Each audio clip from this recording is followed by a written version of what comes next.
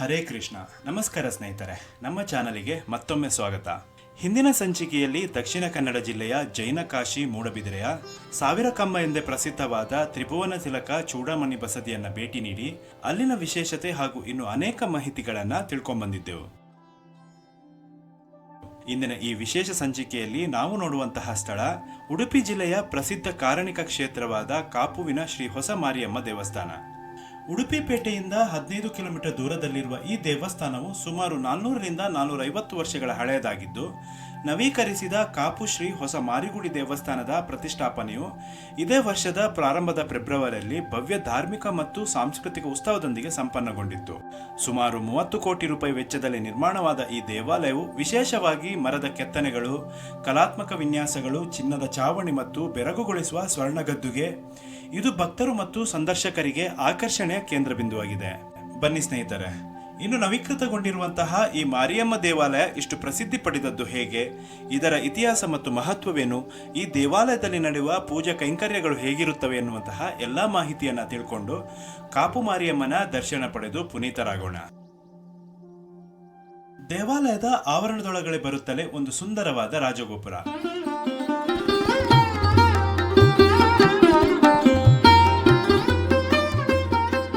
ರಾಜಗೋಪುರದ ವಿಶಾಲವಾದ ಪ್ರದೇಶದಲ್ಲಿ ಕಚೇರಿಗಳು, ಹೊರಾಂಗಣದ ಪ್ರದಕ್ಷಿಣ ಪಥ, ಬೃಹತ್ ಗಾತ್ರದ ಗಂಟೆ ಹಾಗೂ ತೀರ್ಥಭಾವಿಯನ್ನ ನಿರ್ಮಿಸಲಾಗಿದೆ. ಇನ್ನು ನವದುರ್ಗೆ ಐಕ್ಯದ ಸ್ವರೂಪವಾದ ಕಾಪುವಿನ ಅಮ್ಮನನ್ನು ಕಾಣುವುದಕ್ಕಾಗಿ 9 ಮೆಟ್ಟಿಲುಗಳನ್ನು ನಿರ್ಮಿಸಲಾಗಿದೆ. ಈ ಮೆಟ್ಟಿಲುಗಳ ಮೂಲಕ ಮೇಲೆ ಬಂದು ಅಮ್ಮನ ದರ್ಶನ ಮಾಡುವುದರ ಉದ್ದೇಶಕ್ಕಾಗಿ ಈ ರೀತಿಯಾಗಿ ನಿರ್ಮಿಸಲಾಗಿದೆ. ಈ ಮುಖಮಂಟಪದ ಕೆಳಗಡೆ ಮೊದಲು ಕಾಪು ಅಮ್ಮನ ಗದ್ದುಗೆ ಇತ್ತು. ಈ ಕಾರಣಕ್ಕಾಗಿಯೇ ಈ ಸ್ಥಳದಲ್ಲಿ ಸಿಂಹ ಆಕಾರದ ಶಿಲ್ಪವನ್ನು ನಿರ್ಮಿಸಲಾಗಿದೆ. ಹಾಗೆಯೇ ಮುಖಮಂಟಪದ ಎಡ ಮತ್ತು ಬಲಭಾಗದಲ್ಲಿ ಕಾಣುವಂತಹ 10 ಸ್ತಂಭಗಳು ಭಕ್ತರಿಂದ ಸೇವೆಯಾಗಿ ಸ್ವೀಕರಿಸಲಾಗಿದೆ.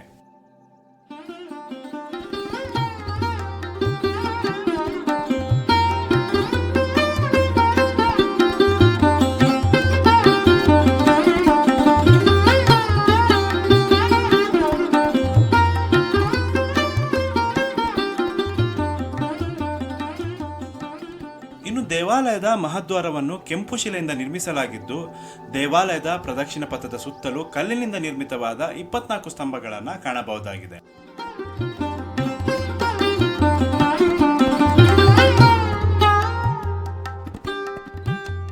ದೇವಾಲಯದ ವಿವಿಧ ಭಾಗಗಳಲ್ಲಿ ಹರಡಿರುವ ಮರದ ಕೆತ್ತನೆಗಳು, ದೇವತೆಗಳು, ಪ್ರಾಣಿಗಳು ಮತ್ತು ಹೂವಿನ ಮಾದರಿಗಳ ಸೂಕ್ಷ್ಮ ನಿರೂಪಣೆಗಳು ಸೇರಿವೆ. ನವೀಕರಣದ ಪ್ರಮುಖ ಅಂಶವೆಂದರೆ ದೇವಾಲಯಗಳ ಮುಖ್ಯದ್ವಾರ, ಪ್ರದಕ್ಷಿಣ ಮಾರ್ಗ ಮತ್ತು ಗರ್ಭಗುಡಿಯಿಂದ ಪ್ರಾರಂಭಿಸಿ ಪ್ರತಿಯೊಂದು ಮೂಲೆಯಲ್ಲೂ ಸಂಯೋಜಿಸಲಾದ ನಿಖರವಾದ ಮರದ ಕೆತ್ತನೆ ಕೆಲಸ, ಚಾವಣಿಯ ಮೇಲಿನ 14 ಮೂಲೆಯ ಹೊದಿಕೆಗಳು, ಹಾಗೆ 6 ಸಂಕೀರ್ಣವಾಗಿ ವಿನ್ಯಾಸಗೊಳಿಸಲಾದ ಭಾಗಗಳು ಸಂಪೂರ್ಣವಾಗಿ ಮರದಿಂದ ಮಾಡಲಾಗಿದೆ.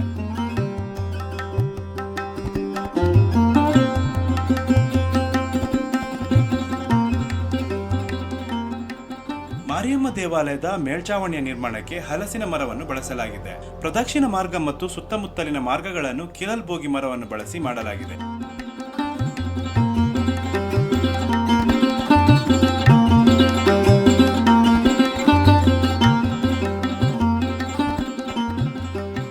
ಮುಖ್ಯದ್ವಾರದ ಮೇಲ್ಚಾವಣಿಯನ್ನು ಬ್ರಹ್ಮನ ಕೇಂದ್ರ ವ್ಯಕ್ತಿಯಾಗಿಟ್ಟುಕೊಂಡು ಅಷ್ಟದಿಕ್ಪಾಲಕರು ಚಿತ್ರಿಸುವ ಸುಂದರವಾದ ಕೆತ್ತನೆಗಳಿಂದ ಅಲಂಕರಿಸಲಾಗಿದೆ.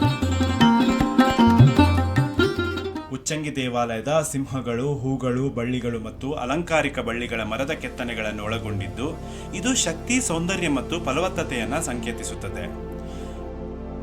ಇನ್ನು ಹೊಸದಾಗಿ ನವೀಕರಿಸಲಾದ ಕಾಪು ಶ್ರೀ ಹೊಸ ಮಾರಿಗುಡಿ ದೇವಾಲಯದ ಅತ್ಯಂತ ಅದ್ಭುತ ವೈಶಿಷ್ಟ್ಯವೆಂದರೆ ಸ್ವರ್ಣಗದ್ದುಗೆ. 15 ಕೋಟಿ ರೂಪಾಯಿಗಳ ಅಗಾಧ ವೆಚ್ಚದಲ್ಲಿ ರಚಿಸಲಾದ ಈ ಗದ್ದುಗೆಯ ಚಾವಣಿಯನ್ನು 15 ಕೆಜಿ ಚಿನ್ನ ಮತ್ತು 175 ಕೆಜಿ ಬೆಳ್ಳಿಯಿಂದ ತಯಾರಿಸಲಾಗಿದೆ. ಈ ವಿನ್ಯಾಸವು ಸಿಂಹದ ಆಕಾರದಿಂದ ಪ್ರೇರಿತವಾಗಿದ್ದು, ಅದರ ಸೌಂದರ್ಯವನ್ನು ಹೆಚ್ಚಿಸಲು ಅಮೂಲ್ಯ ರತ್ನದ ಕಲ್ಲುಗಳನ್ನು ಇಡಲಾಗಿದೆ. ಶಿಖರದಲ್ಲಿರುವ 50 ಕ್ಯಾರೆಟ್ ಮಾಣಿಕ್ಯ, 60 ಕ್ಯಾರೆಟ್ ದಕ್ಷಿಣ ಆಫ್ರಿಕಾದ ಹಸಿರು ಕಲ್ಲಿನೊಂದಿಗೆ ಗದ್ದುಗೆಯ ರಚನೆಯು ಒಟ್ಟಾರೆ ಭವ್ಯತೆಯನ್ನು ಹೆಚ್ಚಿಸಿದೆ.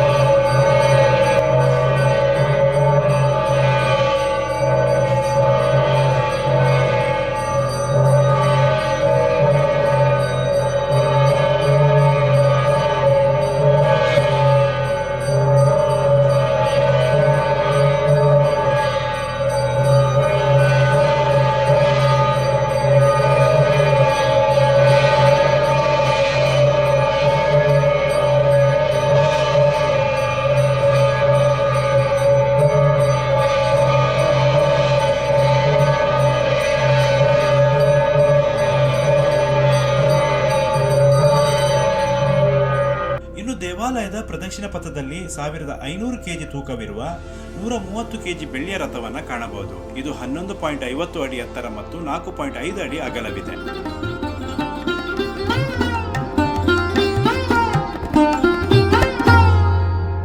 ಇನ್ನು ವಿಶೇಷವಾಗಿ ದೇವಸ್ಥಾನದ ಹೊರ ಆವರಣದಲ್ಲಿ ಅಯೋಧ್ಯೆ ದೇವಸ್ಥಾನದ ಗಂಟೆಯ ಮಾದರಿಯಲ್ಲಿಯೇ 1500 ಕೆಜಿ ತೂಕದ ಗಂಟೆಯನ್ನು ದೇವಾಲಯದಲ್ಲಿ ಸ್ಥಾಪಿಸಲಾಗಿದೆ. 5 ಅಡಿ ಎತ್ತರ ಮತ್ತು 4 ಅಡಿ ಅಗಲವಿರುವ ಇದು ದೇಶದ 2ನೇ ಅತಿ ದೊಡ್ಡ ಗಂಟೆಯಾಗಿದೆ. ಇನ್ನು ಅದರ ಪಕ್ಕದಲ್ಲಿಯೇ ಕೆಂಪು ಕಲ್ಲಿನಿಂದ ನಿರ್ಮಿತವಾದ ತೀರ್ಥಬಾವಿಯನ್ನ ಕಾಣಬಹುದು.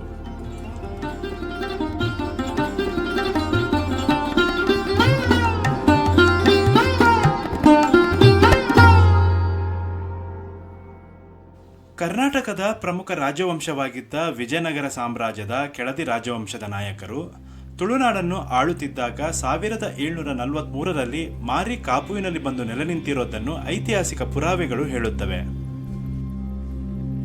17ನೇ ಶತಮಾನದಲ್ಲಿ ಕೆಳದಿ ರಾಜಮನೆತನದ ಪ್ರಮುಖ ಆಡಳಿತಗಾರರಲ್ಲಿ ಒಬ್ಬರಾದ ಕೆಳದಿ ದೊರೆ ಬಸಪ್ಪ ನಾಯಕ ಕಾಪು ಸಮುದ್ರ ತೀರದಲ್ಲಿ ಮನೋಹರಗಡ ಎಂಬ ಚಿಕ್ಕ ಕೋಟೆಯನ್ನು ಹಾಗೂ ಮಲ್ಲಾರ್ನಲ್ಲಿ ತನ್ನ ಸೈನ್ಯ ನಿಲ್ಲುವುದಕ್ಕೋಸ್ಕರ ದೊಡ್ಡ ಕೋಟೆಯನ್ನು ನಿರ್ಮಿಸಿದನೆಂದು ಇತಿಹಾಸದಲ್ಲಿ ಉಲ್ಲೇಖವಾಗಿದೆ. ಇನ್ನು ಮಾರಿಯಮ್ಮ ಸೈನಿಕರೊಂದಿಗೆ ಕಾಪುವನ್ನು ಪ್ರವೇಶಿಸಿದ ಕಾರಣದಿಂದಾಗಿ ಅವಳನ್ನ ದಂಡಿನ ಮಾರಿ ಎಂದು ಕರೆಯಲಾಗುತ್ತದೆ. ಕಾಪುವಿನ ಇತಿಹಾಸವನ್ನು ಉಲ್ಲೇಖಿಸುವ ಇತಿಹಾಸಕಾರ KL ಕುಂಡಂತಾಯ ಬರೆಯುತ್ತಾರೆ, 1799ರಲ್ಲಿ ಟಿಪ್ಪು ಸುಲ್ತಾನನ ಮರಣ ನಂತರ ಈ ಕೋಟೆಯು ಬ್ರಿಟಿಷರ ವಶಕ್ಕೆ ಸೇರಿ ಹೋದಾಗ ಟಿಪ್ಪು ಸುಲ್ತಾನನ ಆಳ್ವಿಕೆಯಲ್ಲಿ ಆಡಳಿತಗಾರನಾಗಿದ್ದ ಉಗ್ರಾಣಿ ಟಿಪ್ಪು ಸುಲ್ತಾನನ ಪತನದ ನಂತರವೂ ಈ ಸ್ಥಾನವನ್ನು ಉಳಿಸಿಕೊಂಡು ಬ್ರಿಟಿಷರ ಕೈಕೆಳಗೆ ಕಾರ್ಯನಿರ್ವಹಿಸುತ್ತಿದ್ದ. ಒಂದು ಜನಪ್ರಿಯ ದಂತಕಥೆಯ ಪ್ರಕಾರ ಈ ಉಗ್ರಾಣಿ ಮುಸ್ಲಿಂ ವ್ಯಕ್ತಿಯು ಮಾರಿಯಮ್ಮ ಮಾತನಾಡಿಸಿದ ಮೊದಲ ಮಾನವನಾಗಿದ್ದ. ಒಂದು ರಾತ್ರಿ ಬಸಪ್ಪ ನಾಯಕ ನಿರ್ಮಿಸಿದ ಕೋಟೆಯ ಪರಿಸರದಲ್ಲಿ ಮಂಗಳವಾರ, ಶುಕ್ರವಾರ ಮಲ್ಲಿಗೆ ಹೂವಿನ ಪರಿಮಳ ಬರುವುದು, ಕೋಟೆಯೊಳಗಿನ ಕೆರೆಯಲ್ಲಿ ಯಾರೋ ಸ್ನಾನ ಮಾಡುತ್ತಿರುವ ಶಬ್ದ ಉಗ್ರಾಣಿಗೆ ಕೇಳಿಬರುತ್ತಿತ್ತು. ಆ ಶಬ್ದದ ಜೊತೆಗೆ ತೊಟ್ಟಿಯ ದಿಕ್ಕಿನಿಂದ ಮಲ್ಲಿಗೆ ಹೂಗಳ ಪರಿಮಳವೂ ಬರುತ್ತಿತ್ತು.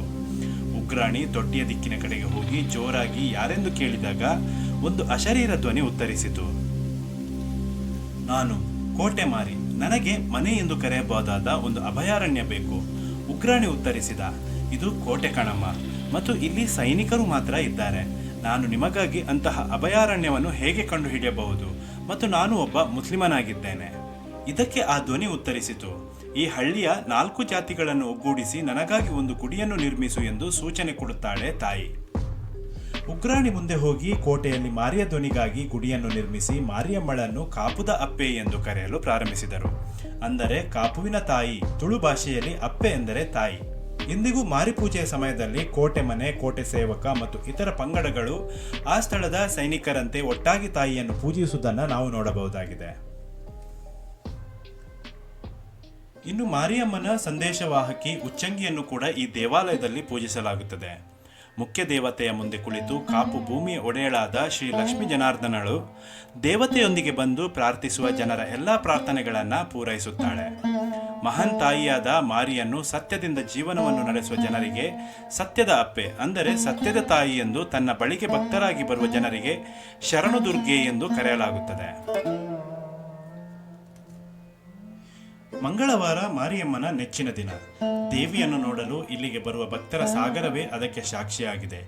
ಮಾರಿ ಪೂಜೆ, ಚಂಡಿಕಯಾಗ, ಗದ್ದಿಗೆ ಪೂಜೆ ಮತ್ತು ತುಲಭಾರ ಸೇವೆಗಳನ್ನು ಮಂಗಳವಾರಗಳಂದು ಮಾರಿಯಮ್ಮನ ಸನ್ನಿಧಿಯಲ್ಲಿ ನಡೆಸಲಾಗುತ್ತದೆ. ಇನ್ನು ಮಾರಿಯಮ್ಮ ದೇವಿಯ ಸನ್ನಿಧಿಯಲ್ಲಿ ಅತ್ಯಂತ ಮಹತ್ವಪೂರ್ಣವಾದ ಕುಂಕುಮಾರ್ಚನೆ, ಹೂವಿನ ಪೂಜೆ ಮತ್ತು ಇತರ ಸೇವೆಗಳನ್ನು ಸಹ ಹೆಚ್ಚಿನ ಸಂಖ್ಯೆಯಲ್ಲಿ ನೀಡಲಾಗುತ್ತದೆ. ಪ್ರತಿದಿನ ನಡೆಯುವ ಅನ್ನದಾನ ಸೇವೆಯಲ್ಲಿ ಭಕ್ತರು ಭಾಗಿಯಾಗಿ ಪ್ರಸಾದವನ್ನು ಪಡೆದು ತಾಯಿಯ ಕೃಪೆಗೆ ಪಾತ್ರರಾಗ್ತಾರೆ. ಇನ್ನು ಮಾರಿ ಪೂಜೆಯನ್ನ ವರ್ಷಕ್ಕೆ 3 ಬಾರಿ ನಡೆಸಲಾಗುತ್ತದೆ. ಮಾರ್ಚಿನಲ್ಲಿ ಸುಗ್ಗಿ ಮಾರಿ ಪೂಜೆ, ಜುಲೈನಲ್ಲಿ ಅತಿ ಮಾರಿ ಪೂಜೆ ಮತ್ತು ನವೆಂಬರ್ನಲ್ಲಿ ಜಾರ್ಡೆ ಮಾರಿ ಪೂಜೆ ಮತ್ತು ಇತರ ಜೊತೆಗೆ ವಿಶೇಷ ನೈವೇದ್ಯಗಳು ಮತ್ತು ಹರಕೆ ಮಾರಿ ಪೂಜೆಯನ್ನು ಸಹ ಮಾಡಲಾಗುತ್ತದೆ. ಪ್ರತಿ ವರ್ಷ ನವರಾತ್ರಿಯಲ್ಲಿ ಚಂಡಿಕಯಾಗ, ಜನರಿಗೆ ಸಾಮೂಹಿಕ ಅನ್ನದಾನ ಮತ್ತು ಶ್ರೀದೇವಿ ದರ್ಶನ ಸೇವೆಗಳನ್ನು ನಡೆಸಲಾಗುತ್ತದೆ. ಶ್ರೀ ಮಾರಿಯಮ್ಮನನ್ನು ನವರಾತ್ರಿಯಲ್ಲಿ ಶ್ರೀ ದುರ್ಗಾದೇವಿ, ಶ್ರೀ ಆರ್ಯಾದೇವಿ, ಶ್ರೀ ಭಗವತಿ ದೇವಿ, ಶ್ರೀ ಕುಮಾರ ದೇವಿ, ಶ್ರೀ ಅಂಬಿಕಾ ದೇವಿ, ಶ್ರೀ ಮಹಿಷಾಮರ್ದಿನಿ ದೇವಿ ಮತ್ತು ಶ್ರೀ ಮೂಲದೇವಿ ರೂಪದಲ್ಲಿ ಪೂಜಿಸಲಾಗುತ್ತದೆ. ಹೀಗೆ ಅನೇಕ ಪೂಜೆಗಳನ್ನು ಪಡೆದುಕೊಂಡು ಭಕ್ತರ ಇಷ್ಟಾರ್ಥಗಳನ್ನು ನೆರವೇರಿಸುತ್ತಾ ಮಾರಿಯು ಕಾಪುದ ಅಪ್ಪೆಯಾಗಿ ಕಾಪುವಿನಲ್ಲಿ ಸ್ವರ್ಣದ ಪಲ್ಲಕ್ಕಿಯಲ್ಲಿ ವಿರಾಜಮಾನಲಾಗಿದ್ದಾಳೆ. ನೋಡಿದ್ರಲ್ಲ ಸ್ನೇಹಿತರೆ, ಇದಿಷ್ಟು ಈ ದೇವಾಲಯದ ಬಗೆಗಿನ ಮಾಹಿತಿ. ಸಾಧ್ಯವಾದರೆ ನೀವು ಕೂಡ ಒಮ್ಮೆ ಭೇಟಿ ನೀಡಿ ತಾಯಿಯ ಕೃಪೆಗೆ ಪಾತ್ರರಾಗಿ. ಮುಂದಿನ ವಿಡಿಯೋದಲ್ಲಿ ಇನ್ನೊಂದು ಸುಂದರವಾದ ಹಾಗೂ ವಿಶೇಷವಾದ ಸ್ಥಳವನ್ನು ತೋರಿಸೋದಕ್ಕೆ ಪ್ರಯತ್ನ ಪಡ್ತೀವಿ. ಈ ವಿಡಿಯೋ ನಿಮಗೆ ಇಷ್ಟ ಆದಲ್ಲಿ ನಿಮ್ಮ ಆತ್ಮೀಯರ ಜೊತೆ ಹಂಚಿಕೊಳ್ಳಿ, ಹಾಗೆ ನಿಮ್ಮ ಅಭಿಪ್ರಾಯವನ್ನು ಕೂಡ ತಿಳಿಸಿ. ಮುಂದಿನ ವಿಡಿಯೋದಲ್ಲಿ ಸಿಗುವವರೆಗೂ ನಾನು ನಿಮ್ಮ ಯಶ್ ಹೆಗ್ಡೆ ಮಾರ್ನಾಡ್. ಧನ್ಯವಾದಗಳು.